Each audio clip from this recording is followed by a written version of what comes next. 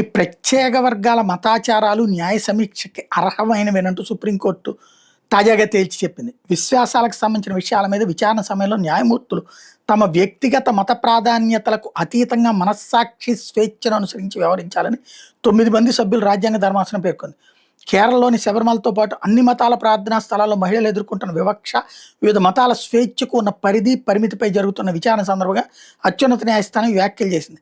ప్రధాన న్యాయమూర్తి జస్టిస్ సూర్యకాంత్ నేతృత్వంలో ఏర్పాటైనటువంటి ఈ ధర్మాసనంలో justice BV Nagarathna, justice MM Sundaresh, justice Ahsanuddin Amanullah, justice Aravind Kumar, justice Augustine George Masih, justice Prasanna B Varale, justice R Mahadevan, justice Joymalya బాగ్చిలు సభ్యులుగా ఉన్నారు.